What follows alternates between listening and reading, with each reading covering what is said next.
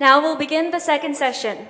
The president of IFANS, Baek Ji-ya, will serve as the moderator of session 2 under the theme Untangling North Korean Nuclear and Missile Quagmire, Kim Jong-un's Intention, Capability and Strategy. I'll now hand the floor over to the president of IFANS, Baek Ji-ya. Thank you. Good afternoon, everyone. It is indeed my great pleasure to be a moderator of this session of the conference.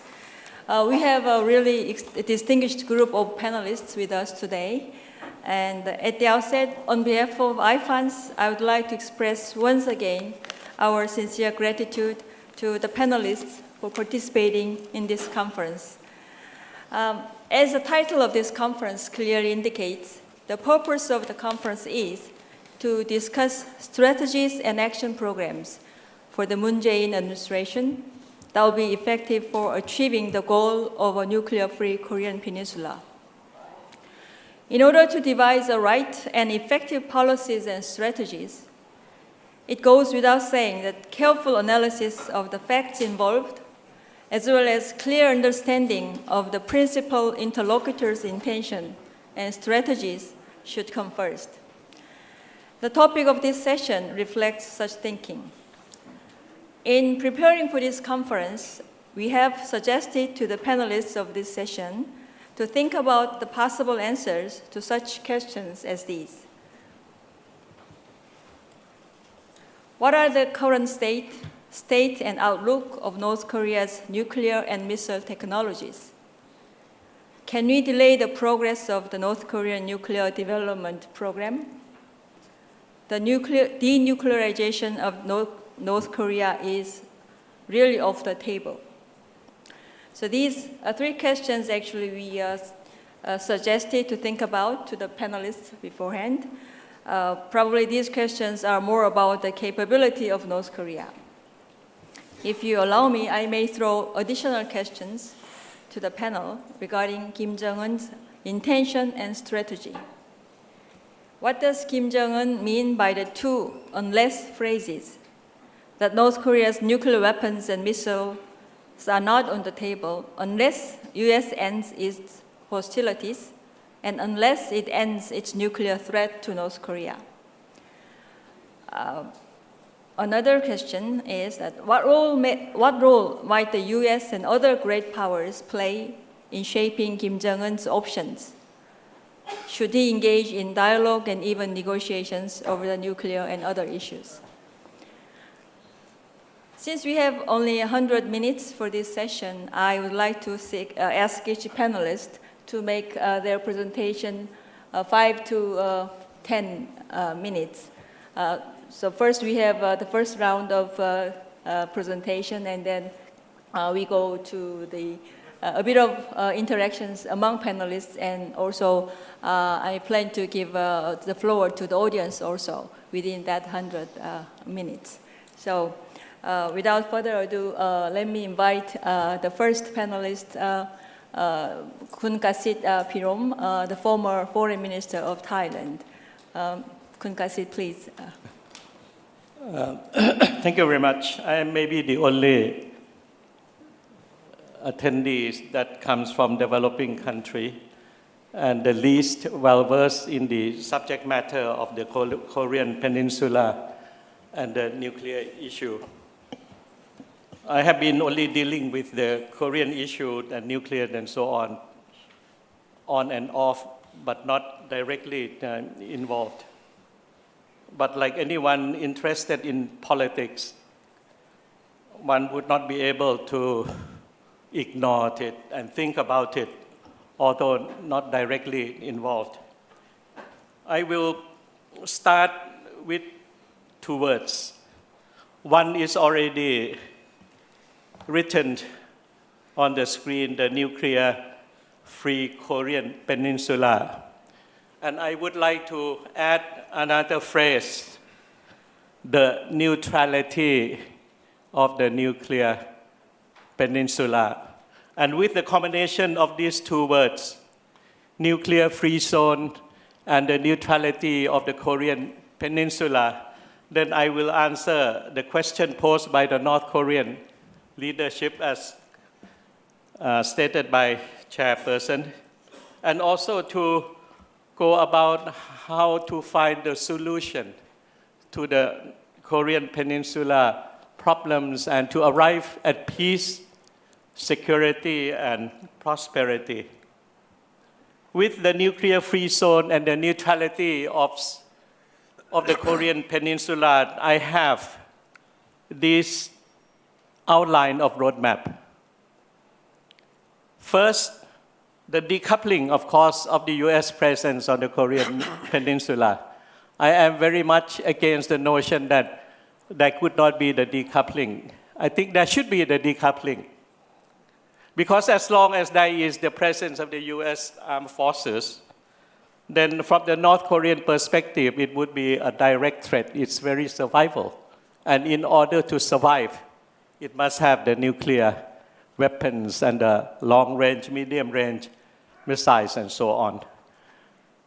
Then I would like to join the phased withdrawals of the US military presence in South Korea with the phased dismantling of the nuclear weapons and the ballistic missiles under the supervision of the United Nations, coupled with the enlarged presence of UN peacekeeping forces and the composition of the UN peacekeeping forces could come from the transformation of some of the US troops already in South Korea and let them wear the blue helmet. And that could be, the UN peacekeeping forces could be added by the presence of some Chinese and Russian troops. Some Australian troops can come in, and maybe one or two from the ASEAN countries, especially from Indonesia, Thailand, who is already under the UN flag, and maybe Malaysia could come in. And the presence of UN peacekeeping would be a peninsula-wide to ensure that either side doesn't misbehave and to ensure the peace and security as much as possible. At the same time, there should be parallel or simultaneous ongoing negotiations. First, between the North and the South Korea, possibly under the auspices of the United Nations. Second, the direct negotiation on peace treaty between the United States and North Korea, reminding ourselves that the state of war still exists between North Korea and the United States. And between South Korea and North Korea, one negotiation would be very important. That is the mutual arms reduction to the level of the defensive in nature necessary for the basic defense of the two countries.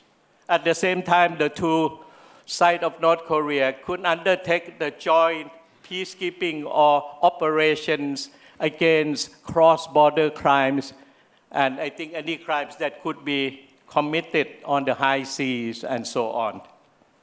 Then other measures like family visits, development assistance, opening up of the economic zones and so on to help North Korea to become a better economic entity. But all of this, the nuclear-free zone and the neutrality of the Korean Peninsula will be guaranteed by the international community through the resolution of the UNSC as well as the UNGA, with the UN Secretary General as the overall coordinator and supervisors. So Korean Peninsula will be guaranteed with the respective survival of the regimes, the totalitarian one and the democratic one, and what would be the future form of federation or the union, let the two Koreas negotiate among themselves without any international forced regime change. Then the guarantee by the international community could ensure the nuclear-free zone the non-presence of foreign forces on the Korean Peninsula. These are the few points that I would like to propose to the meeting here. Thank you very much. Thank you for the presentation. Well, setting up a nuclear-free zone on the Korean Peninsula under the auspices of basically mainly UN is a very interesting idea, and I would like to hear, if possible, the reactions from panelists also during the discussion. Now, next panelist is Mr. Georgi Toloraya, the Director of Asian Strategy Center, Russian Academy of Sciences. Please. Thank you, Ambassador. Well, having listened to all these words which were pronounced here by maybe the wisest man ever gathered in one room, I think that I have only two news, one bad and one good.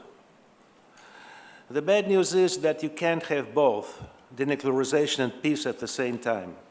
You have to choose. Denuclearization can't happen now neither by sanctions, nor by peace negotiations, only by total destruction of North Korea. So if you want peace, you'll have to tolerate North Korea for some time. The good news is that denuclearization is possible in the long run after many years of negotiations, costless building measures, arms reduction, reconciliation between North and South, conventionalization of North Korea. Then it's possible, but it will take a long time. So the issue right now is just intractable. And actually the Kim Jong-un's Trump standoff just shown this choice very vividly. What are the choices of Kim Jong-un? He wants strategic parity with the United States, and he wants to end Korean War by concluding the peace treaty with the US, because Korean War hasn't ended, neither legally nor de facto. So if he could stop by that, that would be not so bad. But the danger now is that since he might think that he have a second strike capability, which could frighten US off for any intervention in case of a conflict, he might also think that it's time to unify Korea by, for example, instigating some kind of coup d'etat in South Korea and taking control over South Korean government, thinking that that US won't interfere. I don't know whether he really harbors such ideas or not, but to be on the safe side, you should weigh all the chances. US so far hasn't made any choice. The choice has now become binary. You either have to fight or negotiate. Even if there is a limited conflict, like US shooting down the North Korean Icbm or launching pad, and then North Korea retaliating by sinking a US ship or bringing down a US plane, still there could be only two ways, either escalation and all-out war, or negotiation, which would be even more urgent because of this limited conflict. So therefore, I think that we should overcome this pause, this de facto strategic patience on the part of the United States, which has gone nowhere, and it was described here as both inactivity and reactivity, to the point of starting of direct dialogue between US and North Korea. Russia have suggested the ideas for that, and together with China, we first suggest the double freeze, which is a logical thing to do, because before moving back, you have to stop. Before, well, denuclearizing, even in a long perspective, you have to stop to curb North Korean missile and nuclear program. Even if not fully verifiable, it would be more or less stable for the years to come when we negotiate, and this is a big achievement in itself. Of course, it remains to be seen what North Koreans would demand for that as a pay for freeze. I don't think that the reduction in military exercises is the sole choice. Maybe there could be some others, like negotiations, like lifting of sanctions, like, well, peace treaty or something. But to know this, we should go into direct dialogue with them. If we would be successful, that could lead us to some kind of bilateral agreements, which could then be sealed by the six-party format. Because US and North Korean agreements do not stand by themselves. They need guarantee from other powers. In the long run, I foresee a sort of maybe bilateral treaties between all the six members of the talks. That means, well, 36 bilateral legal treaties, which guarantees the obligations of all the sides with respect to the situation in Korean Peninsula. Of course, it's a very, very long way off, but I believe that's the only way to the eventual peace, stability, and denuclearization in North Korea, as well as in Korea, as well as national reconciliation between the two Koreas, and the alternative being war, or at best, the continued confrontation with more and more cornered and hostile nuclear North Korea. So I think that South Korea, with its new government, with a very pragmatic and logical approach to the issues of peace building and inter-Korean relations, can really take a driver's seat. And really can push both US and other partners to restart the dialogue and take an active part in it. So I was asked by Rector Chobonje to make some suggestions during our meeting. So there are some of them. One, I think it's important when we have the Olympics coming, to make some agreements with North Korea and bilateral agreements for the absence of provocations and for the absence of hostile actions from both sides. Maybe this kind of negotiations, these kinds of contacts shouldn't be public. Maybe they could be, well, sort of secret. And they can include both North and South Korea and the United States. And I think South Korea can suggest to its ally such a format. Russia would be only happy to help promote its good offices for such a development. Second, I think that the freeze should be started with Icbm. This idea has already been sounded here, and I think it's only logical, because it is the Icbm which changed the balance, which changed the game and became and made US make President Trump to make such inflammatory tweets. Actually, all of our countries, but US, including South Korea, China, Russia, Japan, maybe even Australia, they lived side by side with nuclear North Korea for more than 10 years, because North Koreans still did have means of delivery of nuclear weapons or nuclear devices, both to all of these countries. Nothing happened. So now that North Korea suddenly had the ability to reach United States, the issue became so urgent. So it's maybe to get some progress, there's a need to remove that single cause of current tension.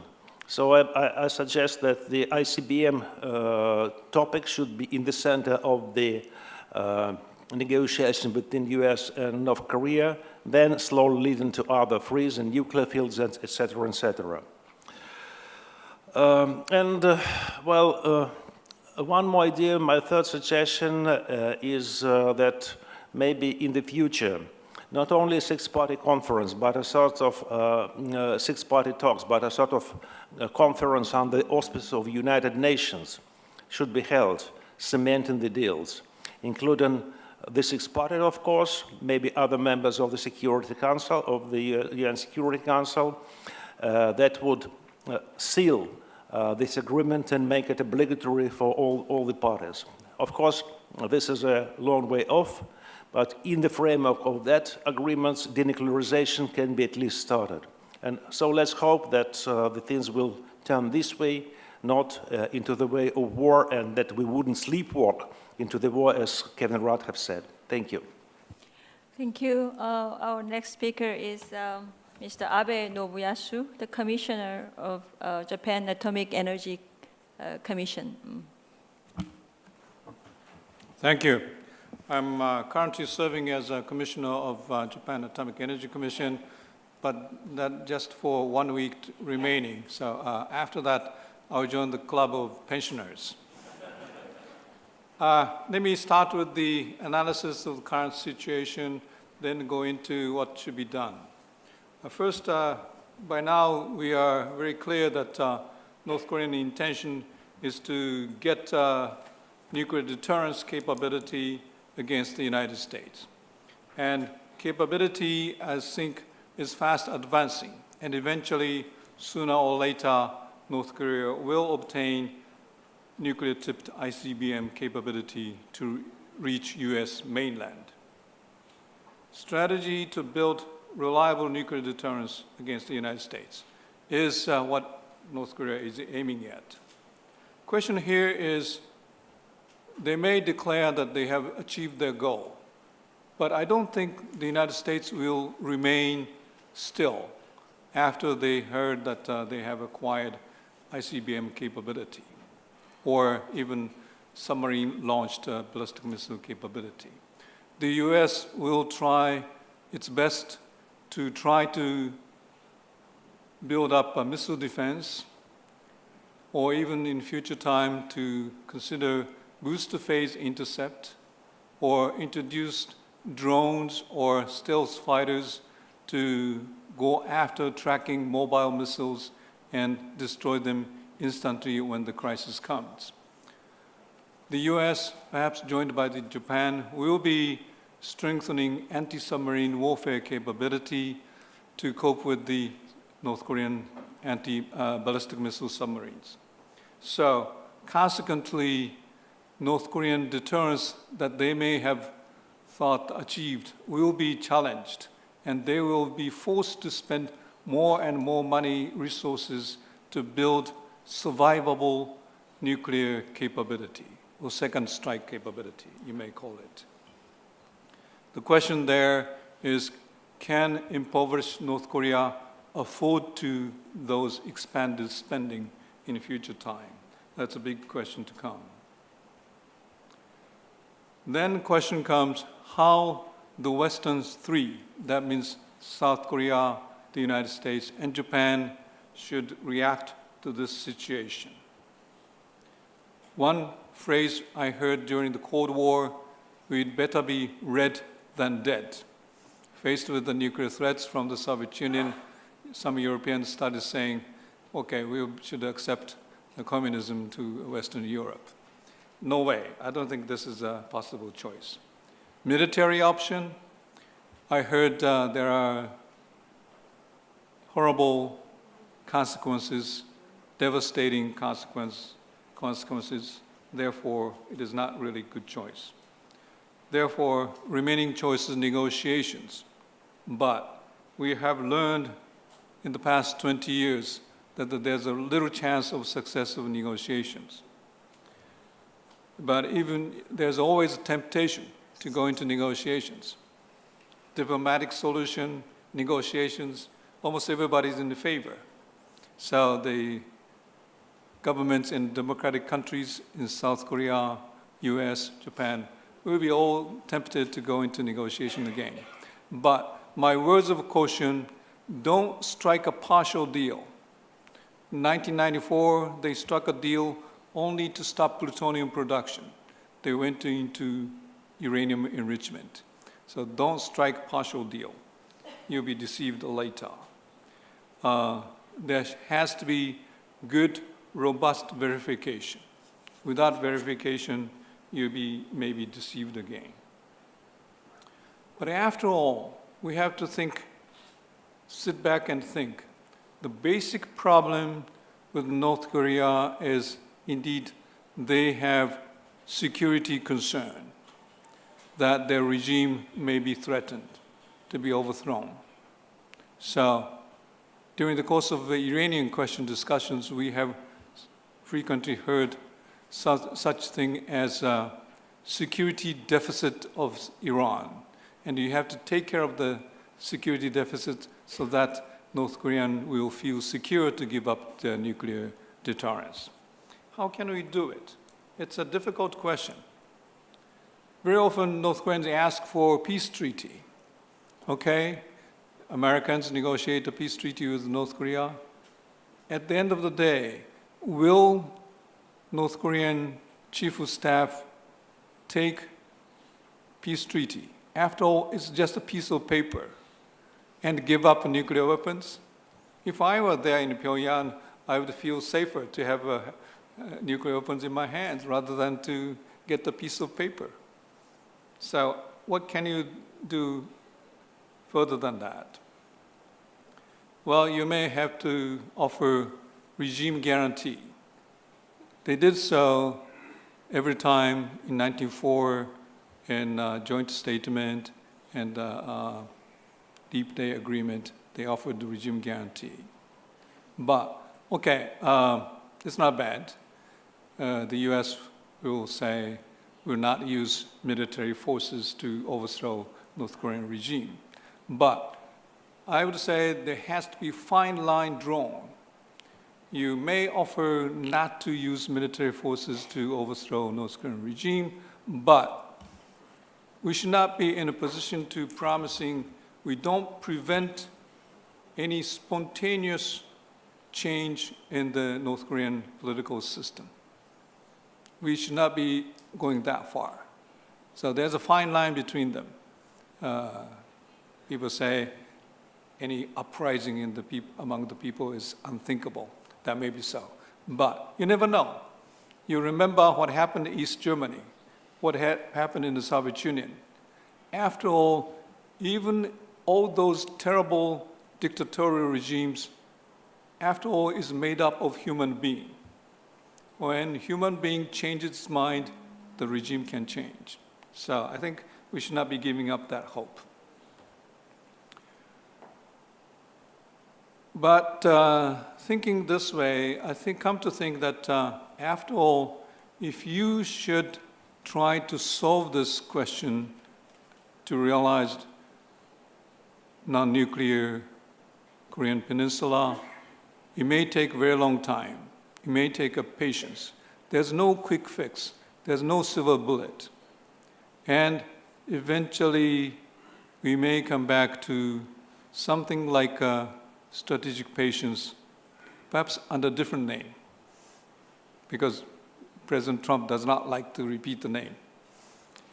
But, and also, when we continue strategic patience, you may have to keep the regime in the north as it is. But we have to remember, keeping the regime there means the people in North Korea will continue suffering from poor living standards, from oppression, and also some may even try to defect from the north. One thing I want to appeal to the Chinese friends, please don't arrest those North Koreans in China and send them back. You have to think what kind of fate is waiting for those people sent back to North Korea.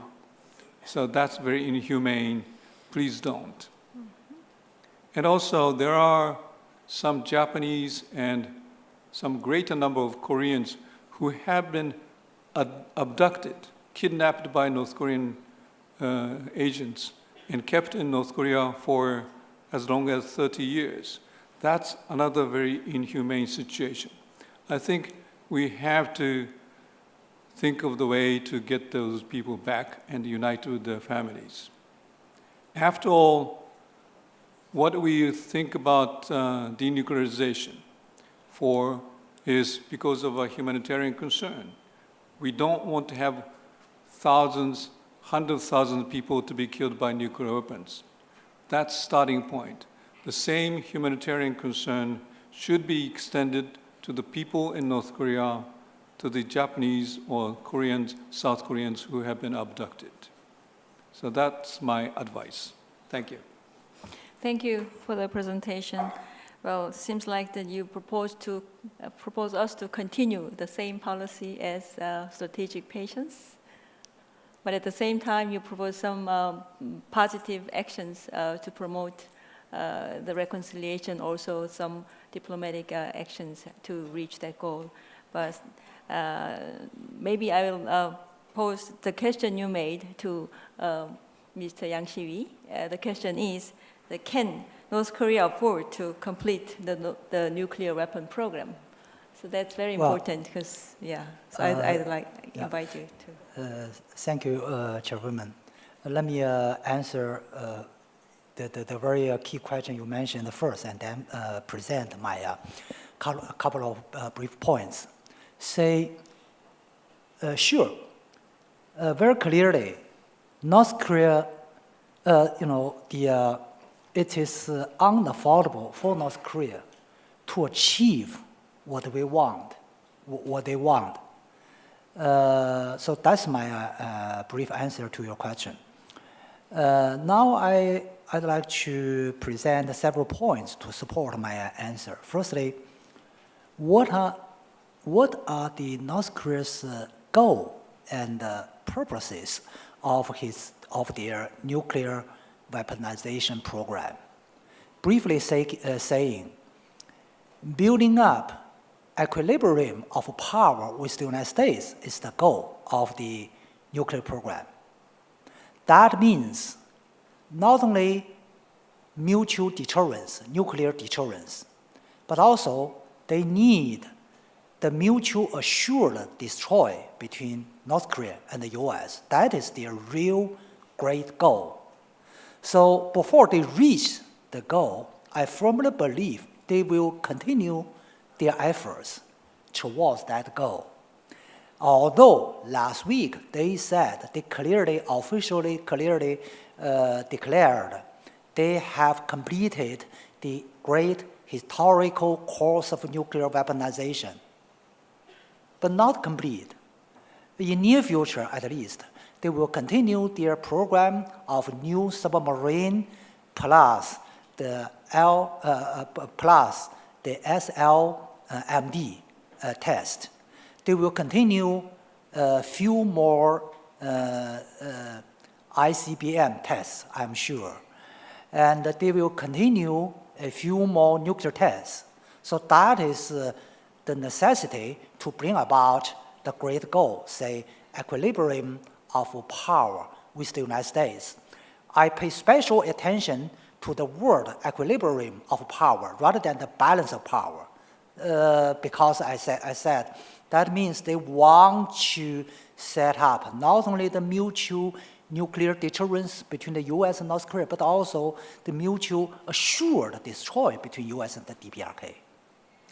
Why they set up so ambitious, maybe too ambitious goal?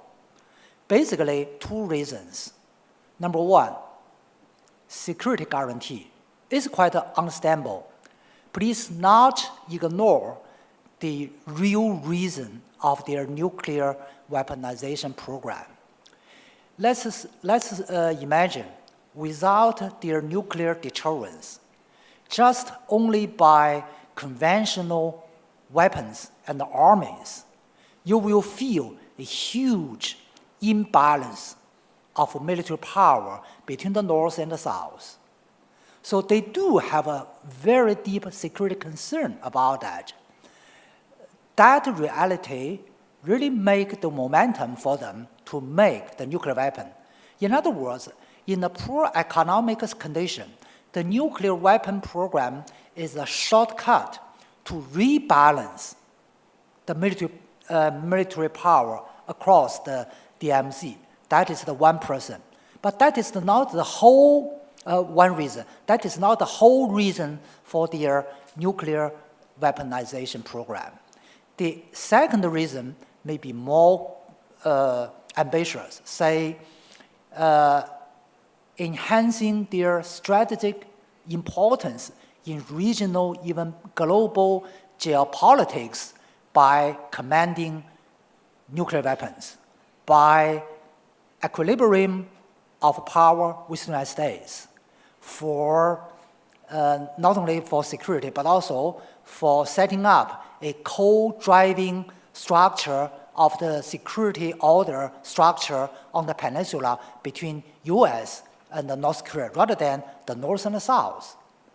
So in other words, both for security and strategic purposes, they need and they determined to set up the very ambitious nuclear programs. And that's the first point I want to make. But what will be the next? As I said, they haven't completed their programs technically. Logically, they will continue to their tests and R&D. But I guess based on their past decades tactics, I believe after an intensive round of tests, nuclear and missile, the next step from Pyongyang will be like this: shape their tactics to improve the relations rather than to worsen the relation with the South. So we have think about the probability of war, of military conflicts very much. But I prefer thinking about the probability of the de-escalation for the next stage of the situation. It's highly possible that North Korea will change their tone to try to launch a peace offensive efforts to improve relations with the South, to restore some dialogues, to call for restoration of talks and even negotiations. That does not mean they will give up their nuclear goal. To the contrary, by shifting to the other track to improve their economic development, they will have a better position and a base for their next phase of the nuclear development. So that is their tactics. That means the current tension will go down rather than go up. So that's the chance and also the challenge for the international community, especially for South Korea. So the last point is the question of the last question actually that our chairperson mentioned is the denuclearization really off the table? I think the answer basically, there are two basic answers. For us, we will certainly say no, of course no. The denuclearization remain on the table, remain at the top priority. But our dilemma is to bring about denuclearization, the peaceful option cannot work. We failed and failed again and again. But military option cannot use. So that dilemma facing us and put us in a very deep deadlock. But that is only part of the picture. In my mind, the whole picture, the other part of the whole picture is North Korea is in more difficult dilemma. That is, every progress on their nuclear efforts really damage and kill the opportunity of their economic development. That means during the past 5 years since Kim Jong-un took in the office, their nuclear front, a huge achievement has been made in the nuclear front. However, little achievements in the economy achieved on the economic fronts. That imbalanced picture really make their regime in a very vulnerable insustainability. So that is one of the reasons why I guess and I believe they will certainly shift to the track of the economic development. So in other words, the nuclear program has become a fast-growing opportunity cost for their sustainable economic development. That is the base for not only the regime existence, but also for the so-called sustainable nuclear programs. So that is the more difficult dilemma facing North Korea. So how to come out of the dilemmas? I think all the parties, including North Korea, should have a common exit strategy that rely on a architecture under which the pressures and the sanctions are strong enough that will restrain and press North Korea from going further. But meanwhile, that should contain huge opportunities for their sustainable development and the sustainability of their regime, say the bright future. Say the architecture contains both dark future and the bright future. If they made the wrong choice, then their economy will certainly go collapse. And if they go right choice, they will embrace the bright future. But the problem now is they have understood clearly and tangibly that what dark future means. Actually, they have fallen in the dark future. But nobody, including us, can explain concretely what does it mean by the so-called bright future. So the architecture is far from completed. Only when we have such a balanced architecture, then we can make robust efforts, joint efforts, to force North Korea to make a choice, say, between the nuclearization and the denuclearization. You made a choice when they have been trying to force us to make a choice between acceptance of their nuclear status quo or go to nuclear war. Thank you. Thank you for the presentation. And next speaker is Mr. Leon Sickle, the Director of Northeast Asia Cooperative Security Projects at Social Science Research Council. Please go ahead. It's good of you to have me talk at this hour when I'd otherwise be asleep with jet lag, so I appreciate that. First, I'd like to start by seconding what Tom Pickering said this morning. North Korea's unbounded weapons programs makes it imperative and a matter of great urgency to try to negotiate a suspension of its nuclear and missile testing and fissile material production, even if it's unwilling to recommit to complete denuclearization up front. Second, I'd like to take issue with some things our South Korean friends talked about and Washington always talks about. Look, what Washington and its allies are doing is applying pressure of sanctions and diplomatic isolation, not to get talks started, the talks have started, but to force North Korea to the negotiating table on our terms. That's a big difference. Yet it seems to me demanding that Pyongyang suspend testing without getting anything in return has only delayed diplomatic give and take in the meantime. And enabled it to add to its military wherewithal, its negotiating leverage. In the meantime, what we do is we add another name to the list of people sanctioned. What you've got to ask yourself when you hear people talk about sanctions is, make them tell you how long it will take for sanctions to force North Korea to the table on our terms. And while they're at it, make them tell you how many nuclear weapons and missiles they'll build while you're doing that. they don't have good answers to that question. And if they can't answer that question, then sanctions are a really bad idea without negotiation.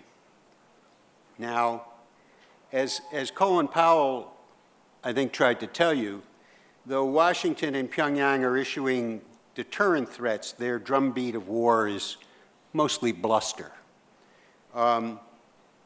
You know, I think North Korea actually understands that Trump's tweets are weapons of mass distraction. You know, the KCNA, the official news agency, said on September 26th, as the crisis was intensifying, and I quote, "U.S. imperialist warmongers are bluffing."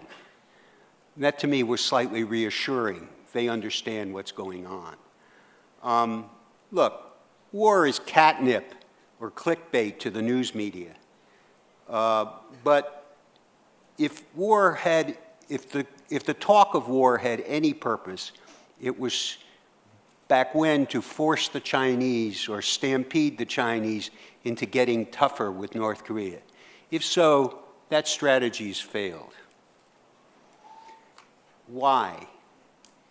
I think because Beijing well understands that on 4 occasions, when China and the United States got together at the Security Council to impose tougher sanctions in 2006, 2009, 2013, and this fall, North Korea responded by conducting nuclear tests. That was their answer to cooperation between China and the US on sanctions. Now, it seems to me Washington's preoccupation, and here's the heart of what I want to leave you with, Washington's preoccupation with getting Beijing to impose tougher sanctions tends to lose sight of the fact that it's North Korea, not China, that the United States needs to persuade. And in doing so, Washington seems, I think, oblivious to Pyongyang's strategy toward Beijing. Korean history with China has been fraught for centuries, and North Korea-Chinese tensions today are hardly new. Indeed, if you go back to the 1930s, Kim Il-sung, I think, began his wariness toward China then when he was nearly assassinated by Chinese troops who thought he was in sympathy with the Japanese. There's an ancient history here, and the Kim family knows it. Now, as a result, during the Cold War, I think a lot of people understand Kim Il-sung basically played off China against the Soviet Union to get himself some freedom of action. The problem was in 1988, anticipating that the Soviet Union was about to collapse, he reached out to improve relations not just with the United States, but with South Korea and Japan as well. In effect, I think, in order to hedge against overdependence on China, to be able to play them off against the Chinese. Forcing North Korea's lifelong enemies to become, for want of a better word, friends, and not blackmail for economic aid has been the Kim's aid ever since. And I think nobody has been talking about that in the US very much. That's the aim. It's not simply regime survival. It's flipping the enemies. Now, from Pyongyang's vantage point, that was the basis of the 1994 agreed framework, which, I remind you, committed Washington to, quote, move toward full normalization of political and economic relations. In plain English, end enmity. That's from Pyongyang's vantage point. Okay? It was also the essence of the September 2005 six-party joint statement, in which Washington and Pyongyang pledged to, quote, respect each other's sovereignty, exist peacefully together, and take steps to normalize their relations subject to their respective bilateral policies, as well as to negotiate a permanent peace regime on the Korean Peninsula. Think of it from Pyongyang's vantage point. This is what they were after. Now, for Washington, obviously, suspension of Pyongyang's nuclear and missile programs was the point of these agreements, which succeeded, I remind you, for a time in actually shuttering the North's production of fissile material and stopping the test launches of medium and longer range missiles. In fact, they didn't reprocess any plutonium from 1991 to 2003. And if your thought is all they cared about was making nuclear weapons, you have to explain away that fact. That is not a hypothesis. That's a fact. Okay? Now, the problem was that both agreements collapsed when Washington did little to implement its commitment to improve relations, and Pyongyang, as we all know, reneged on denuclearization. Now, that past is prologue, with hints from the North that suspension of its missile and nuclear testing and fissile material production might again be negotiable. President Trump actually resumed talks with Pyongyang soon after taking office. And the U.S. is still talking. But talks are not to be confused with negotiations. Negotiations require making proposals that reciprocate the North's steps toward denuclearization by addressing its security concerns. You will not get anything if you're not willing to give anything with North Korea. That is the history here. Now, I think the outlines of what needs to be done, Tom Pickering said this morning, and I won't repeat them because for the sake of time, but the heart of it is we can do things to alter our exercises without suspending them entirely. And let me say, I think there is some receptivity to this point in Pyongyang. I can say that from conversations some of us have had over the last couple of years. Unfortunately, after months of talks with no such U.S. proposal, reciprocal steps, on September 15, Kim Jung-un showed his impatience. He said his final goal is to establish the equilibrium of real force with the U.S. And then he added this curious phrase that it has nearly reached the terminal. Is an end to U.S. enmity still his aim? When he reaches the terminal, is he prepared to stop nuclear testing and missile testing? Is he prepared to stop fissile material production? We'll never know if we don't negotiate. All kinds of people will tell you for certain what the North Koreans are doing, and the answer is, we do not know. Unless you negotiate with them, and negotiating means making reciprocal steps, not unilateral steps. Now, look, if negotiations fail, my final point, if the negotiations fail to stop North Korean arming, we can continue to rely on deterrence. Yet, I remind you, some steps that each side takes to bolster deterrence raises the risk of deadly conflict in Korea. As the history of our interactions with the Soviets show, the March 2010 sinking of the South Korean corvette Chonan in retaliation for the South shooting up of a North Korean naval vessel the previous November. There's a whole history here that we have to remember. So it seems to me, even if we're relying purely on deterrence, that won't work. We need to complement deterrence with diplomatic engagement to reduce the risk of war, just as it took the Cuban Missile Crisis to get the United States and the Soviet Union to negotiate in earnest. Thank you. Thank you for the presentation. Both Mr. Yang Shi-wi's presentation and your presentation just actually throws a lot of ideas and questions to our mind. But while we are thinking over it, now we have our next panelist, 홍익표 의원님이십니다. 예, 부탁드리겠습니다.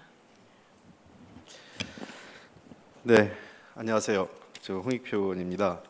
오늘 이 자리에 함께하신 분들 대부분 그 이 한반도 문제 전문가로서 초대됐는데 제가 정치인이 이 자리에 초대된 것이 약간 좀 자리에 안 맞는 것 아닌가 이런 생각도 갖고 있습니다만 몇 가지 말씀을 좀 드리고 싶습니다.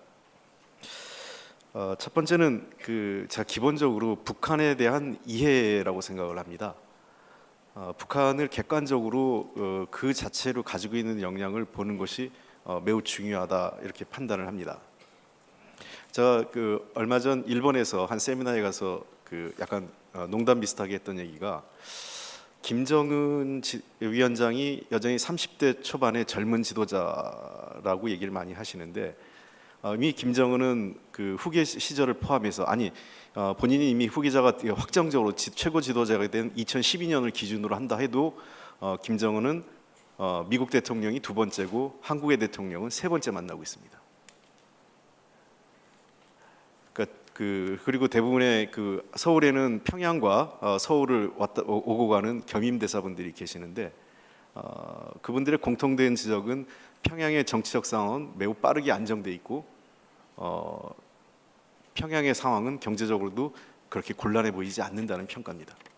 이것은 지금까지 우리가 경제 제재에 대한 실효성 문제에 대한 우리가 근본적인 의문을 갖게 되는 것 아닌가 생각됩니다. 물론 북한이 경제 제재가 없었다면 훨씬 더 많은 기회를 가질 수 있었고 주민들이 지금보다 훨씬 더 덜 고통받는 것은 분명하다고 생각을 합니다만 그것이 북한의 어떤 핵무기 또는 핵무기를 보유하고자 하는 또는 어떤 군사적으로 자신들의 역량을 갖추고자 하는 의도를 꺾을 수 있을 만큼 경제 제재가 효과를 가졌는가에 대해서는 근본적인 의구심이 든다는 것입니다. 북한 문제를 보는 데 있어서는 앞서 많은 분들 지적한 것처럼 크게 두 가지 관점이 필요할 것 같습니다. 하나는 역사적 관점과 두 번째는 국제관계적 관점에서 봐야 되는데요.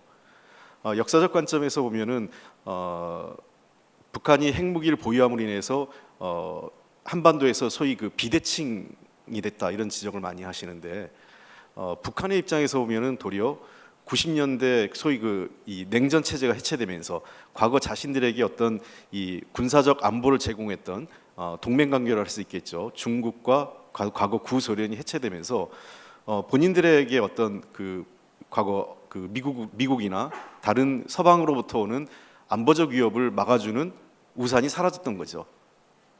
즉 이미 북한은 90년대 초반에 비대칭을 느꼈다고 할 수 있겠죠. 역으로.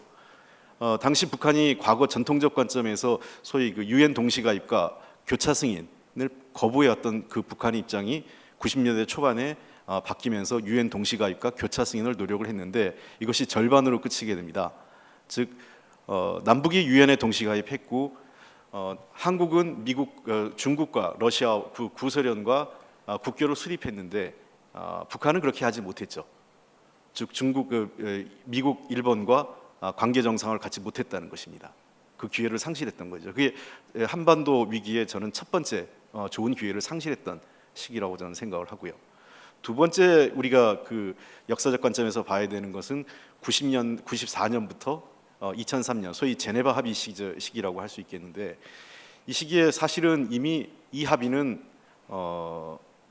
근본적으로 저는 여러 차례 국무부 관계자나 당시 클린턴 정부의 관계자와 만났을 때 들었던 얘기는 실제로 미국과 한국 정부가 과연 제네바 합의를 이행하려고 하는 생각이 있었는가 하는 문제입니다. 실제 2002년 말쯤 됐을 때 이게 원래 당초 제네바 합의는 북한의 핵동결을 전제로 해서 2003년 6월까지 100만 킬로와트의 경수로 2개를 북한의 심포에다 지어주는 것이었는데 이미 당시 공정률은 경수로 1개가 30%밖에 진행이 안 됐습니다. 그러니까 실제로 2003년 6월에는 경수로 2개, 100만 킬로와트짜리 2개를 지어준다는 건 불가능했고 제네바 핵협상에 대한 재조정이 불가피했던 시점이었던 거죠. 근데 2002년 10월달 당시 켈리 국무부 차관보가 평양 갔다 오면서 우라늄 핵이 제기되면서 사실상 이 합의는 파국으로 이어지게 되는 겁니다. 그리고 이 시기에 주목해야 될 것은 2000년 10월 당시에 당시 조명록 차수죠. 하고 그다음에 올브라이트 미 국무장관이 서로 평양과 워싱턴을 가면서 북미 공동성명을 합의한 바 있습니다. 거기에 내용은 일관되게 지금까지도 사실상 북한이 요구하는 것이 내용이 다 담겨져 있죠. 미국의 북한에 대한 적대시 정책, 중단해 달라. 그다음에 그 경제 제재를 해제해 달라. 그다음에 관계 정상화의 협상을 시작해 달라. 이 세 가지가 핵심적인 내용이었는데 북미 간의 공동 성명은 그해 선거에서 부시 대통령이 당선되면서 합의된 사실은 그냥 종이 조각이 됐습니다. 그리고 이제 세 번째 기회가 2005년 9.19 공동 성명이었죠.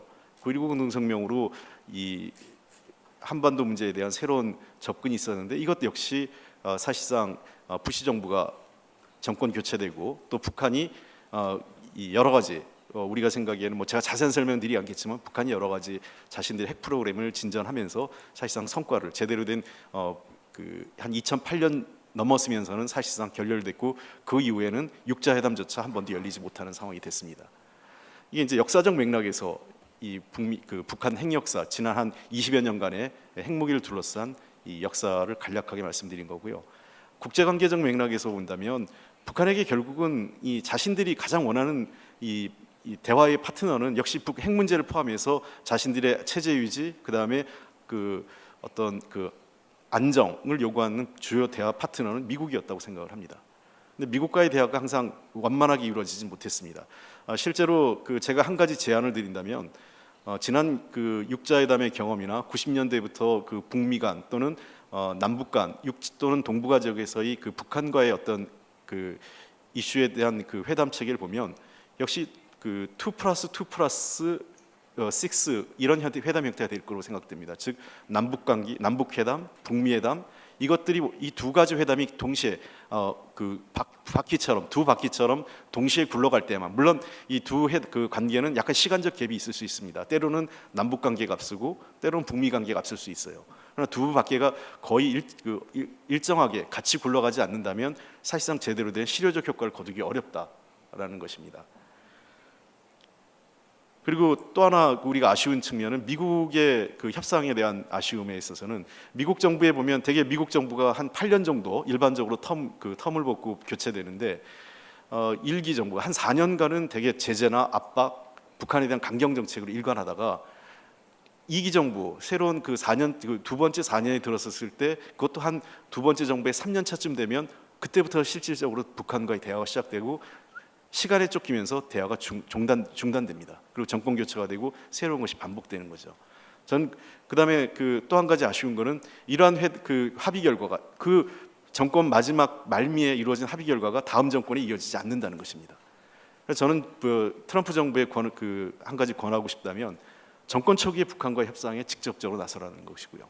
두 번째는 그 합의를 북한에게 조금 더 신뢰를 보여주기 위해서라면 북한이 좀 더 이 합의에 긍정적으로 반응하기를 원한다면 정부 간 합의를 넘어서 미국 의회가 이것을 어떠한 형태로 보장해 주는 것이 좀 필요하다고 생각합니다.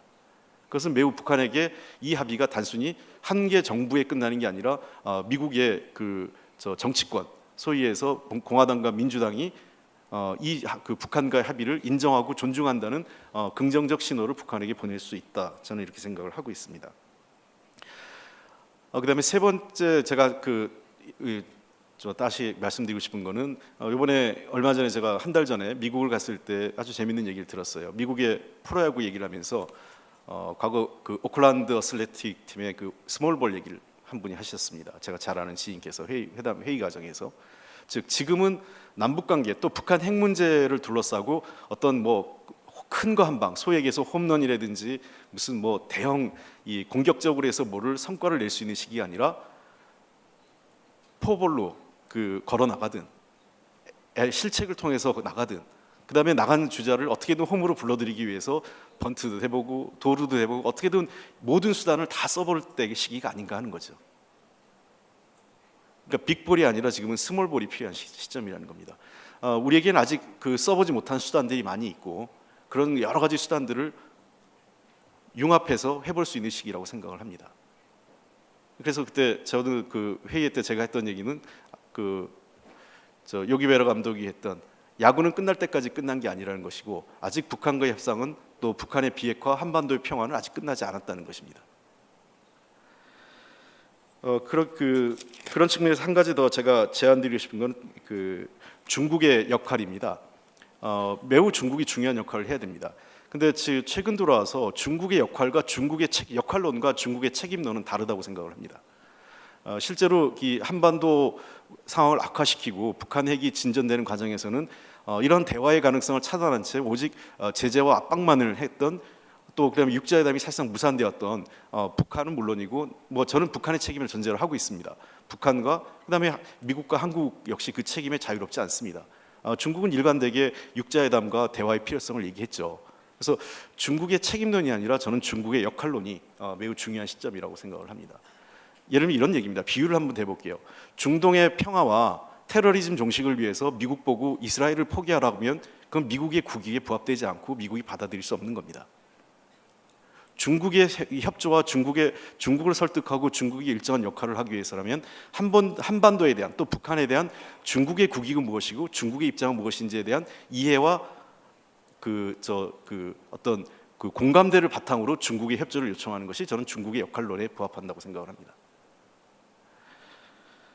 마지막 끝으로 제가 한 가지 말씀드린다면 역시 북한의 핵무기를 개발하고 장거리 로켓을 하는 것은 위기를 증폭시킨 것은 분명히 맞습니다만 북한이 지금까지 요구해왔고 원하는 것은 분명히 네 가지는 분명하다고 생각합니다. 첫 번째는 정치적 협상입니다. 그 정치적 협상은 미국, 일본 등과의 관계 정상화를 포함한 평화 체제를 유지하는 것이죠. 그다음에 두 번째는 이러한 평화 체제를 유지하기 위해서는 실질적 군축과 어떤 가시적인 군사적 조치가 포함되지 않으면 이런 실질적 정치적 관계, 평화적 관계를 유지하기 어렵다고 생각을 하는 겁니다. 이 문제에 대해서 우리는 어떤 답을 갖고 있느냐 하는 것이죠. 그다음에 세 번째는 역시 경제 문제입니다. 제재를 통해서 북한을 대화의 테이블로 끌어들이는 것에 대해서도 저는 지금 시점에서는 반대하지 않습니다만 제재만으로 북한의 비핵화 또는 북한의 핵 의지를 꺾을 수는 없다고 생각을 합니다. 제재는 단기적이고 아주 구체적인 어떤 목표를 갖고 추진할 때만 그 성과를 거둘 수 있다 이렇게 생각을 합니다. 근데 마지막 네 번째는 북한과의 대화에서 필요한 것은 인권 문제와 함께 인도적 지원 문제를 포함시켜야 됩니다. 대북제 어떠한 사회에 대한 제재는 반드시 불가피하게 그 주민과 전혀 관계없는 주민과 또 여성 아이들에 대한 피해를 동반하게 되는 것입니다. 그래서 제재는 장기화되면 안 되고 바로 이러한 인권 문제, 북한의 인권 개선을 위해서 인도적 지원 문제를 어떻게 병행해야 될 것은 우리가 제재와 함께 인도적 차원에서 함께 고민해야 될 문제가 아닐까 생각합니다. 여전히 저는 마지막 드리고 싶은 얘기는 북한과의 핵 협상 또는 한반도의 평화는 아직도 현재 진행형이고 그렇게 하기 위해서는 우리는 모든 가능성을 테이블에 올려놓고 대화해야 된다고 생각을 합니다. 이상입니다. 감사합니다. 모든 가능성을 다 추구해봐야 된다는 말씀이셨는데요. Now, may I give the floor to the other panelists to react to each other and for about 10 minutes, and we go for the audience. So, Mr. Sickle or Mr. Yang or Mr. Abe would like to react or to add more comments on that? Oh, I see. Yeah, Kun Kasit, please. Hong has been saying and reflecting the North Korean position. And my suggestions about the neutrality, I think it's moving on the same line. Because I don't believe that we can keep on pushing the North Korean to dismantle all the nuclear and the missiles without providing some sort of guarantee and offer first that it could survive as a totalitarian regime with the UN guarantee and the phased withdrawal of the US troops, and other things will fall into place. Why can't we play? Because if we keep on saying that we have to do something about the nuclear-free zone pertaining only to North Korea, I don't think that is fair, because South Korea's existence is because of the nuclear umbrella forthcoming from the United States. So there must be the balancing must be that juxtaposition have to be removed first with some sort of guarantee for the security of both North and South Korea without the nuclear presence either of the US or of the North Korean. And then we work backward from there. That would be my position. And then having heard Professor Hong said that it makes sense that that we can work on the North Korean proposition. Thank you. Thank you. Mr. Toloraya, please. I would like to support Dr. Sigal and Honorable Holmes' suggestion that sanctions cannot be used per se, just for sanctions. And in fact, it's true that the sanctions so far affect the most vulnerable. Well, I've been to North Korea recently, and I would testify that those who are affected by sanctions are now mostly the miners who has no work, who has no profit, the poor housewives who used to work at the textile plants and getting salary there. Now they don't get any salary. The fishermen who has who get no currency for exporting their goods. So that does not at all affect the ability of a regime to promote their nuclear weapons program or their decisiveness to stop it. So I think it's important now to understand that further sanctions would only lead to further escalation, because now the issue of sanctions is being discussed in the United Nations Security Council concerning the latest Icbm test. This is bad, of course, that Icbm test took place, but if we impose new sanctions, somebody said during the lunchtime that North Korean regime is unpredictable. I argued, and I would predict, that the answer by North Korea will be another test, another submarine test, or other test, or maybe even nuclear test. So I think we should stop here and not try to impose more sanctions or make them just symbolic to express our displeasure, and instead offer some constructive way. And this is negotiations and talks. At least we should understand what we'll be talking about. Mr. Abe, please. Whether we should maintain sanctions or not is a very embarrassing question, and it's a dilemma we face. If we have to seek a denuclearization peacefully, that means, as I said, may take a long time. But in the meantime, to force North Korea to think about denuclearization, you have to maintain pressure on them. That is sanction. And also, sanction is necessary in order to prevent or at least slow down the North Korean nuclear and missile buildup. You have to prevent necessary material resources from flowing into North Korea so that we can slow down the process.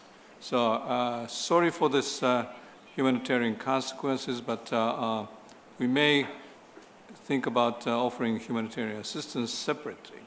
But in the meantime, since it takes a long time, and since we don't want to have North Korea make any miscalculation, we have, in the meantime, have to maintain firm deterrence capability so that North Korea doesn't make any mistake. And also, we have to maintain defense capability, so by any chance, if they fire ballistic missiles towards South Korea, Japan, or the United States, we have better chance to shoot them down.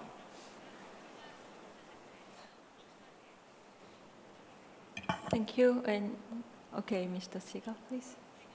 I have two comments. One with respect to our Japanese colleague. Look, when you think about coercive diplomacy, which is what, of course, North Korea and the United States and its allies are all engaged in right now, the first question you got to ask yourself is, who's gaining in leverage? As we add another name or another ship or another firm which will change its name to our list of those sanctioned, the North Koreans are adding to their nuclear and missile capabilities. That strikes me as being a very bad arrangement for coercive diplomacy, which is why some of us think maintaining the pressure while not seeking to negotiate in a serious way is a problem. And it's a problem not for the North Koreans, but for us. Second, with respect to the foreign minister, comments about taking U.S. troops out, I think that in some ways misses the sophistication of the North Korean position. The North Korean propaganda position has been U.S. troops have to get out, and they talk about that whenever when the negotiations break down. But for a very long time, 25 years, in private conversations, they have a different view. And it's a much more sophisticated, I would say, view, which is that the heart of the problem is the relationship between the US and the DPRK. And if the relationship is one of enmity, then US troops are a threat to the DPRK and they have to be removed. But if the relationship changes and we are no longer enemies, the troops in Korea are no longer a threat to the DPRK. I think that's an interesting and sophisticated formulation, and we don't know whether that's their real point until we negotiate. But I think it's an interesting way to understand the problem. I think I'm replacing the presence of the US troops or unknown Chinese troops in North Korea by the UN peacekeeping force. I am ensuring and guaranteeing peace and security for the whole of the Korean Peninsula. And the presence of the US troops is no longer valid in the globalized world. And if you want to have peace and security on Korean Peninsula, you cannot afford to continue the presence of foreign troops. I think we have to come with that reality. Otherwise, we will not solve the problem. Thank you.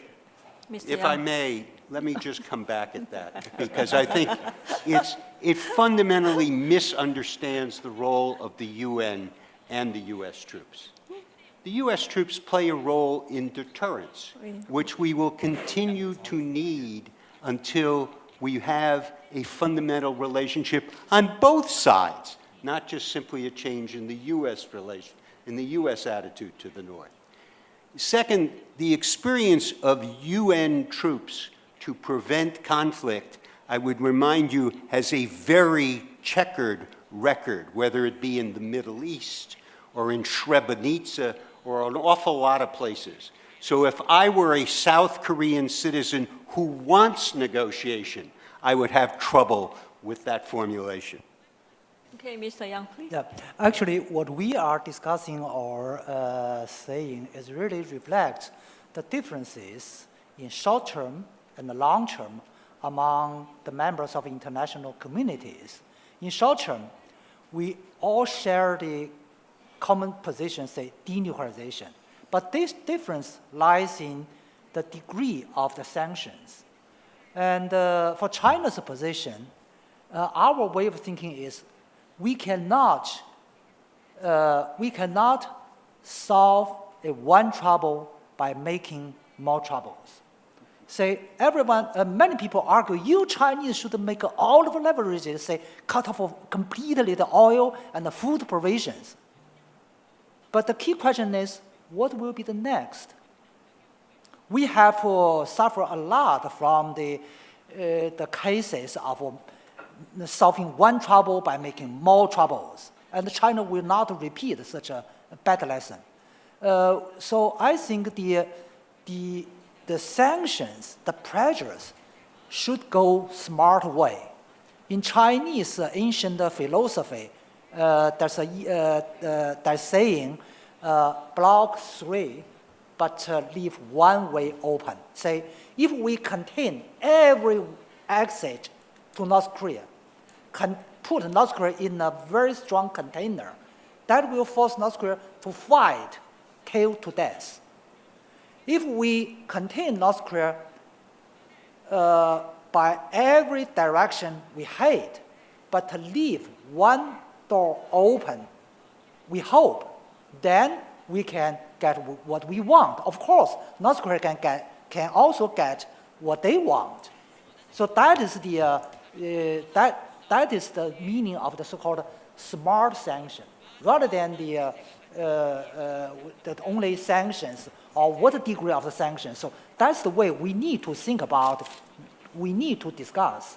And secondly, regarding to our Thai friend and American friends' arguments, I think what they have talked is touching on the point of the should we have a shared vision of the future Korean Peninsula? So what's the next for the denuclearization? What's the next for the denuclearization plus unification? U.S. troops remain staying there for mutual deterrence, deter both North and South against each other. Theoretically, logically, fine.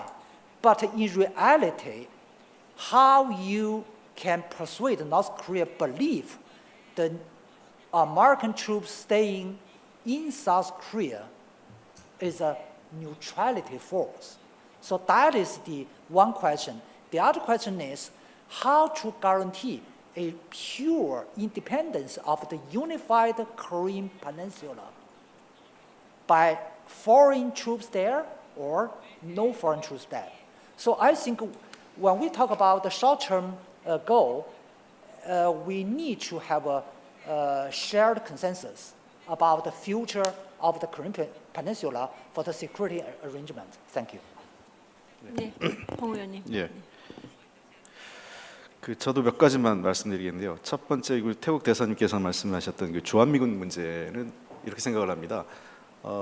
이 목표와 수단인 우리가 수단인데 한반도의 그 평화가 목표고 주한미군은 그걸 하기 위한 수단이라고 생각을 합니다. 그래서 뭐 어느 시점에 대해서 주한미군이 철수될 수도 있겠지만 지금은 아니다라는 것이 우리의 컨센서스고 지금 현 시점에서는 주한미군이 일정한 역할을 하고 있다. 그래서 우리는 그렇게 판단을 하고 있습니다. 다만 아까 시갈 박사님이 말씀하신 것처럼 어떤 관계의 변화, 또 근본적인 어떤 그 한반도의 새로운 질서가 짜여지는 과정에서 논의될 수 있겠지만 그거는 지금 시점은 아닌 것 같다 이런 생각을 갖고 있습니다.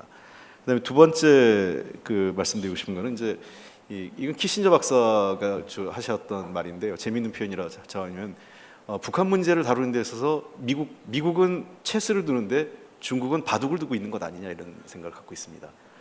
체스와 바둑의 차이는 아시다시피 체스는 왕을 잡으면 끝나는 게임이지만 바둑은 그렇게 이루어지는 게 아니죠. 바둑은 세력을 형성하고 최종적으로 그것을 그 상황을 만들어서 목표를 그 지배수를 갖고 그 승패를 가누는 거기 때문에 북한에 대해서는 우리가 압도적인 그 지금 주변 이 동맹국 또는 이 한반도 주변을 둘러싼 국가들이 북한에게 어떤 그러한 행동, 잘못된 행동에 대한 시그널을 보내는 것 자체가 저는 북한이 그런 오판하기 쉽지 않은 상황을 이미 만들었다 저는 생각을 합니다. 스스로 저는 한국과 또는 미국, 중국, 일본 등이 스스로의 역량과 힘을 자꾸 과소평가하거나 불안해할 필요는 없다고 생각을 합니다.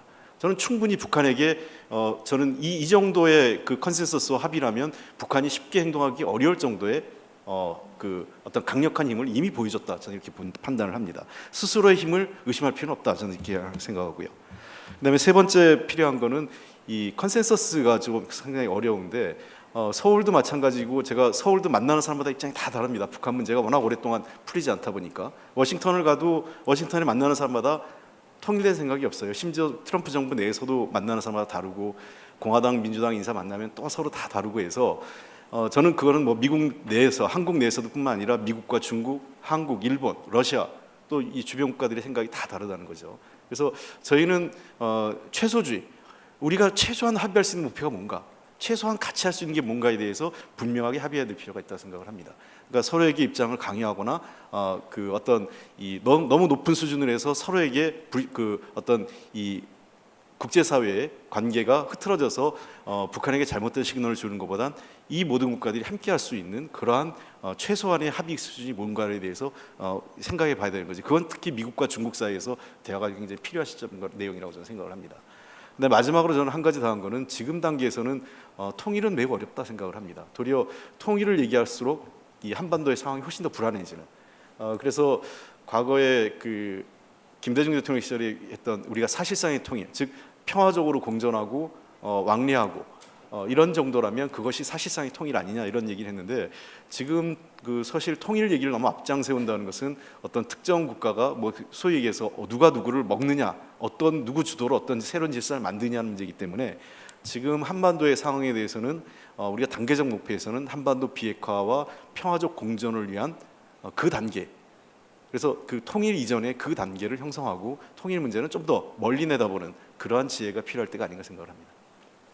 네, 감사합니다. 그러면 I'll give the floor to the audience. I'll take two questions first, and please raise your hand. Here, this gentleman from here, and. Thank you. Ramesh Thakur from the Australian National University and the APLN.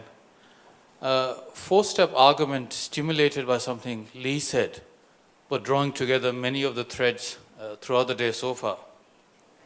Firstly, as Lee reminded us, the history of the peninsula shows that the only, or perhaps the best examples of restraint from the DPRK have come after efforts at engagement and some agreement from them. Not perfect implementation, but a better record of behavior than when we try to use pressure. Second, the comment on sanctions. It amazes me that we still try to use sanctions as a tool. They have such a terrible record historically and worldwide in terms of a tool of ensuring compellence or coercion. The best analogy is if any company produced a pharmaceutical drug with this rate of success and known side effects and harmful effects, it would never pass FDA approval process or the Australian equivalent in my country. Third, the military costs or the military strikes is not just a terrible option with a very low probability of success. I think even more importantly, and I don't think this point has been made today, every threat of military strike and every example of a military strike elsewhere, most recently President Trump's missile strikes on Syria back in March, actually validates the nuclear choices in the minds of the DPRK leaders. And for this purpose, that is the only benchmark that counts, how they interpret military strikes, not how we interpret. So that's actually a demonstrably counterproductive option. Which then leads to a fourth and final point, and I want to pick up on something Tom Pickering said in his panel discussion about the two classes of diplomats, the optimists and the lunatics. Something else that hasn't been mentioned so far today, which is the UN ban treaty. It seems to me you could argue that that is the optimist response to the nuclear lunatics' obsession with nuclear deterrence, which has produced the very state of danger and risks and uncertainty that we face today, including but not limited to the DPRK. And the reason I say that is, if you believe in nuclear deterrence, I don't see how you can convince the DPRK leaders and detach them from their attachment to nuclear weapons as the only effective deterrent they can think of against the possibility of a US strike. And that argument extends also, of course, to the umbrella states, starting with South Korea, as the point has been made, that if you have a nuclear alliance with the United States, on what basis, either as a matter of principle or in pragmatic politics, do you convince the DPRK to get rid of that? And therefore, I think in the immediate context, the policy option, seems to me, might reduce to containment and deterrence of the DPRK, while you work towards a global, effective, verifiable, enforceable convention for the safe, secure, and breakout-proofed dismantlement of nuclear weapons at the global level by all countries, that the pursuit of individual countries' denuclearization, it seems to me, is the ultimate lunacy. Thank you for the comments. And is there any other person who wants to talk? I see many hands, and maybe I'll go for this way first. Over there, with white shirt.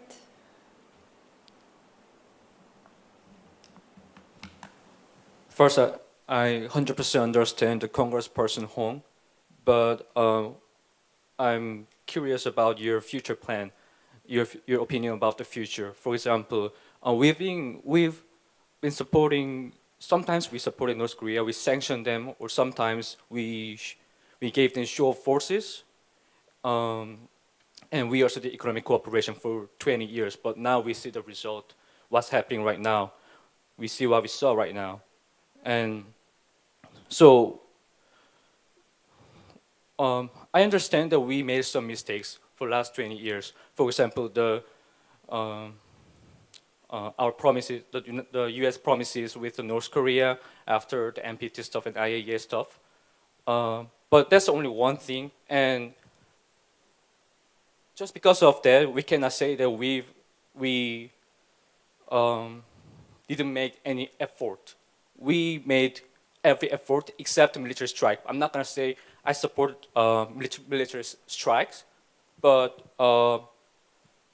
many scholars say that there will be horrible consequences if we do military strikes. But I want to say, where is that opinion from? Because I would say if there's going to be war if we do military strikes, I want to say less likely, because let's say if North Korea put 100 effort to start a war, can they have 200 after for the peace during the peace negotiations? I don't think so. I don't think even they can even get 110 of the effort. So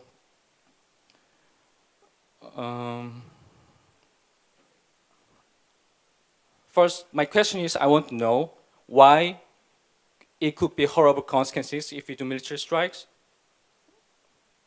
And I want to know that the meaning of the military strikes. I think we need to define what horrible consequences is first, before we are worried about the horrible consequences after the military strikes. And that was the question. Thank you. Thank you. And would the panelists, any of the panelists, like to respond to the comments? Okay, Mr. Sickle, please. I don't have any problem with the goal of nuclear elimination. I would just suggest that the North Korean argument for the case is not the argument I would make, for three reasons. First of all, the North Koreans themselves. First of all, I don't want to make a negotiating problem that's difficult as it is even more difficult by layering on elimination. I'm not sure how that helps the situation. But I have two more fundamental disagreements.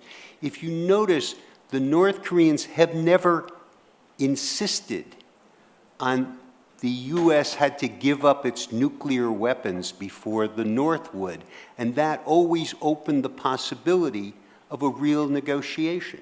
Their position was, as long as we're no longer enemies,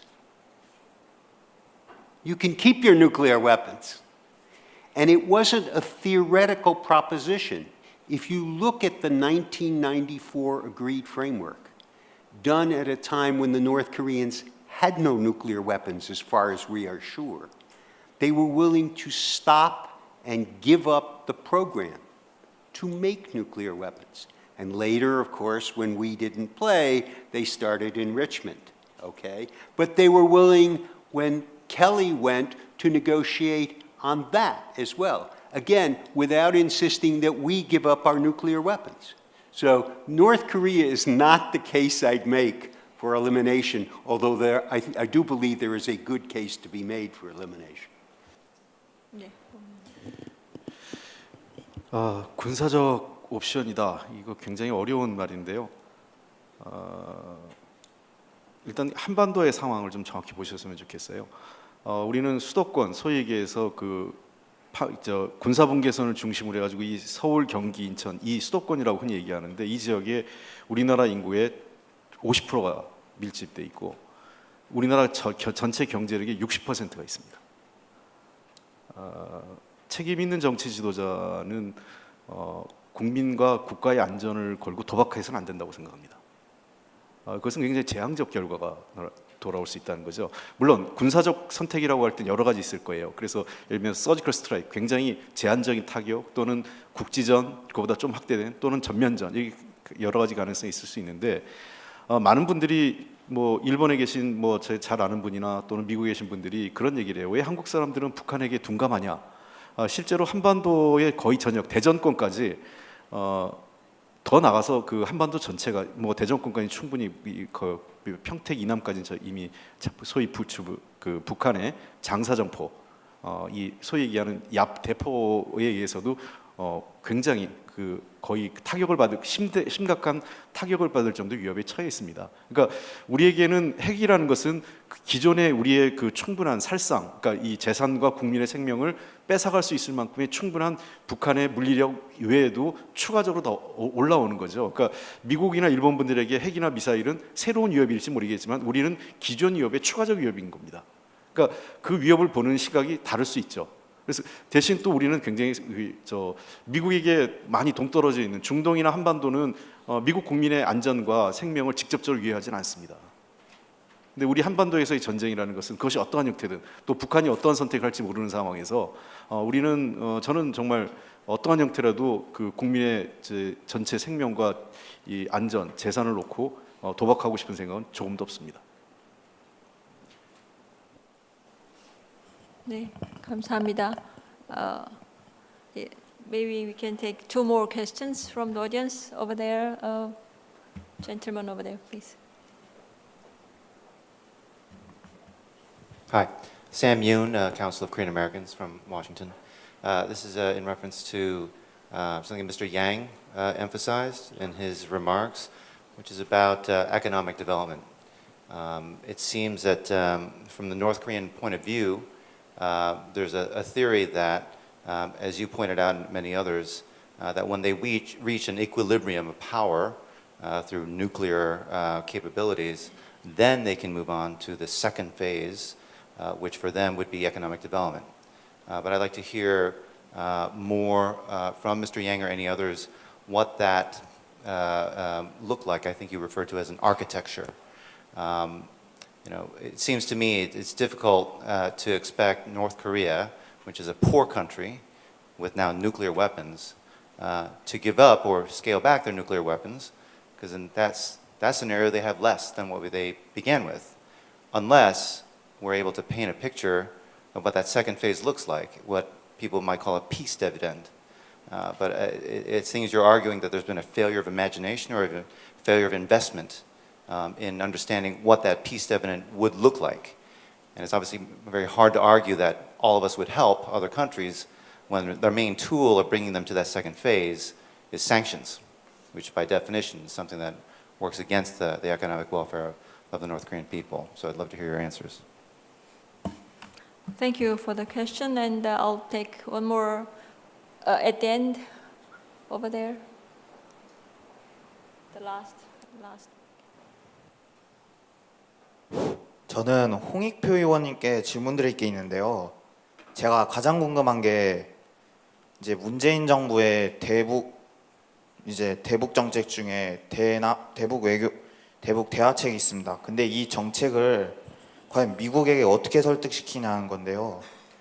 지금 문재인 정부가 제재와 대화를 모두 다 병행해서 하겠다는데 제가 이제 미국 이제 국무부에서 동아태를 오랫동안 담당해왔던 데이비스 스트라우스라는 사람이 쓴 책에서 봤는데 미국 정계에서도 지금 대북 대화책이 효과가 있는지에 대한 회의적인 시각이 많이 있다고 들었습니다. 그리고 제가 몇 가지 뉴스를 본 결과 지금 대북 정책에서도 한국 정부랑 미국 정부랑 계속 엇박자가 나는데 과연 이 상황 속에서 어떻게 우리의 정책을 미국에게 설명하고 한미동맹을 공고히 할 수 있을지 그 대책을 제시해 주셨으면 좋겠습니다. Thank you, Mr. Toleraya, who wants to respond? May I answer, try to answer the first question about the Pyongyang policy, as far as I understand that simultaneous development of nuclear force and economics. Well, there have been lots of commentaries that it doesn't work. In fact, it works. Because, over the last 5 years, North Koreans achieved both, nuclear capability and the economy has improved. These events, these terrains are not actually related to each other because the economic development was mostly connected with the introduction of market mechanism under Kim Jong-un. Much more in the agriculture, in industry, free trade, actual privatization of many objects in the country, so it worked. Also, it should be understood that the investment into the nuclear missile program of North Korea in financial terms are not that high, because mostly what is invested is the intellectual efforts and labor of the technicians and scholars. And they sort of paid in kind. They're given flats, they're given apartments, they're given orders, they're promoted, they're given more food, but this is just a trivial thing, and I believe that currently the investment towards nuclear and missile program is maybe below 5% of GNP, 2 to 5%, and that made it possible to reduce the military expenditures, less armament being delivered to the troops, less training for the troops, because the troops are now army is mostly, in fact, mostly engaged not in combat training but in construction. So it's a sort of a free labor for the economy. Paradoxically, North Koreans are now much better in economic conditions now that they have declared they have completed nuclear force than before. The sanctions, of course, will put a block on this improvement. They could result in less economic growth and more shortcomings, deficits in the economy, and unfortunately it also will be an obstacle to marketization and to the improvement of market milieu in North Korea.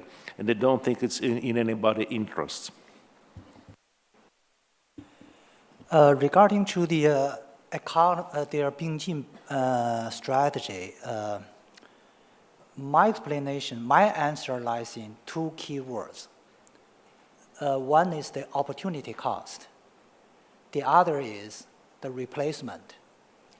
Opportunity cost means, as I mentioned, if there's no nuclear achievements during the past 5 years, North Korea's economy must have been much better than now.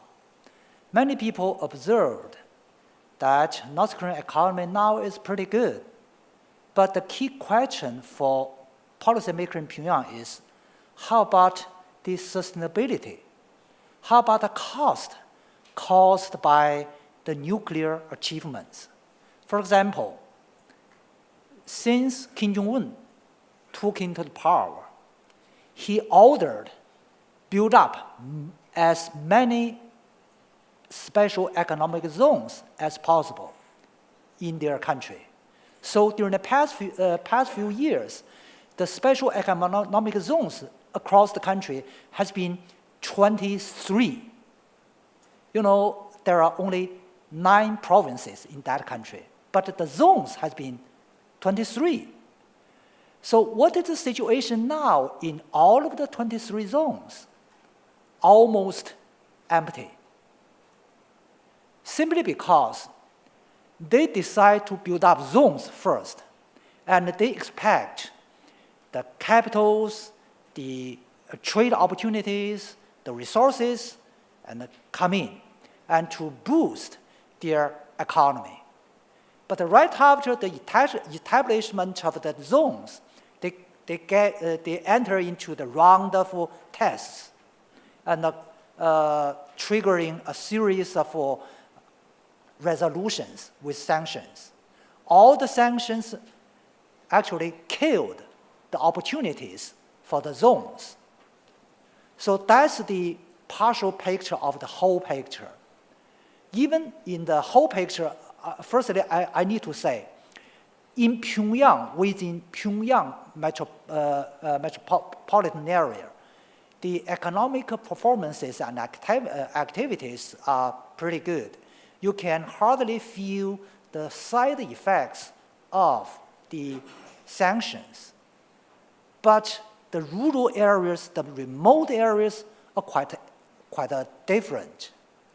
And number two, even within the capital area, the sustainability, I really doubt. Basically, the relatively prosperity of the economy in Pyongyang contributed by the latest bold economic reform measures. And marketization is flourishing in Pyongyang as well as the other places. But reform is far from maintaining the sustainability. Actually, reform and the openness are two wheels for a one cart. That is the rule of the economy, especially the economy like China, like North Korea, like Vietnam. When you reform, when you conduct reform, then you improve your productivity. The improved productivity require more input. Then the question comes, where are the resources for the input? Let's describe the economy, national economy, as a model with output and the input. Now we have seen the increasing of the outputs in the economy. But the problem lies in the input, the resources for the input. Some people say, oh, how many years the sanctions can take effects? 5 years or 10 years? Oh, no. 10 years, how we can afford to see the 10 years of the development of nuclear? But the other side of the question is how North Korean economy can stand for 10 years long sanctions. So that is the whole picture. That is why I always argue we need to have a comprehensive architecture to get every party get out of the dialogue. Thank you. 예, 시간이 많이 돼서 짧게 좀 말씀을 드리겠습니다. 아까 앞에 오스트리아 대사에서 오셨던 질문이었던 것 같은데요. 북한을 어떻게 설득하는 것과도 관련이 되어 있는 것 같습니다. 저는 북한을 설득하기 위해서 아까 제가 말씀드릴 때 드렸던 스몰볼 게임을 얘기했잖아요. 지금 어떤 북한 핵 문제나 한반도 평화를 위해서 무슨 큰 거 한 방이 나올 수 있는 시점이 아닙니다. 그래서 저는 굉장히 작은 합의, 그다음에 이 최소한의 조치, 그에 따른 아주 구체적이고 가시적인 결과를 만들어내야 될 시점이라고 생각을 합니다. 그러한 것들이 모여졌을 때, 축적됐을 때 소위 해서 신뢰관계가 구축된다고 생각을 해요. 그런 것들이 바탕되지 않으면 아무것도 할 수 없는 겁니다. 저는 신뢰를 자꾸 이런 거죠. 저는 북한에게도 말씀드리고 싶고 우리들에게도 하고 싶은 거는 신뢰를 보여달라는, 신뢰는 상대의 신뢰를 요구하는 게 아니라 자기의 믿음을, 자기의 어떤 신뢰를 상대에게 입증시키는 겁니다. 그러한 노력을 지금 해야 될 때가 아닌가 생각을 하고요.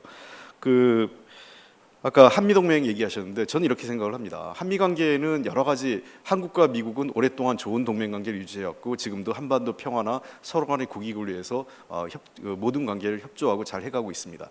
다만 어떤 사안에 대해서 이견이 있을 수 있습니다. 동맹관계라도. 다만 그 동맹관계가 그러한 이견을 어떻게 통합하고 조정하고 이 갈등을 극복할 수 있는 역량이 있느냐, 한미동맹에 저는 있다고 생각을 합니다. 그러니까 최초의 단계에서의 어떤 갈등을 증폭해서 그것이 한미가 동맹 자체를 위협하는 것으로 생각하는 것은 너무 한미동맹을 좀 이 취약한 구조로 보는 것이 아닌가 생각을 하고요. 특히 제가 아까도 한번 말씀드린 것처럼 우리나라에서 서울에서도 북한 문제를 보는 시각이 너무 다릅니다. 우리 당내에서도 다르고요. 당이 다르면 더 다르고 아마 옆에 있는 전문가분들하고 얘기하면 다 다를 겁니다. 북한 해법에 대해서. 마찬가지로 제가 느꼈던 워싱턴의 해법도 그렇습니다. 워싱턴의 입장이 이런 게 아니라 워싱턴에 가서 만나본 그 사람이 이렇다라는 게 더 정답이겠죠. 지금 그래서 심지어 워싱턴에도 북한의 대화를 아주 대화의 대자, 다이얼로그의 D도 꺼내지 말라고 얘기하는 사람이 있는가 하면 아까도 말씀드렸지만 대화를 위한 대화 해야 된다.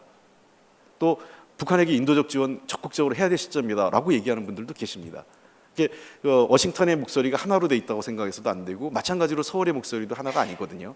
그러한 목소리들을 어떻게 통합하고 하나로 어떤 최소한의 미니마이즈된 목표로 만들어가고 그거를 정책적으로 추진할 건가가 정치적 역량이고 그것이 새로운 정부나 우리 문재인 정부나 트럼프 정부의 과제라고 생각을 합니다. 저는 그런 노력들은 지금 하고 있고 그런 정도를 함께 나갈 수 있는 정치적 역량은 한미동맹이 가지고 있다 이렇게 판단하고 있습니다.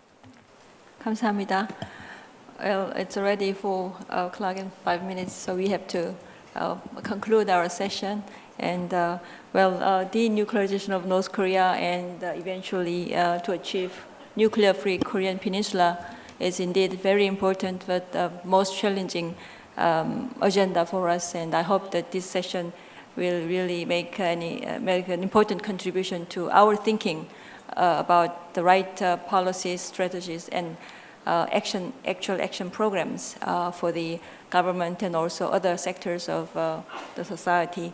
And I thank you, all the panelists, again. Thank you for your thoughts, views, and insights, and that will help us a lot. And please join me in giving them a big hand. Please once again give a big round of applause to President of IFANS, Baek Ji-ah, and the panelists.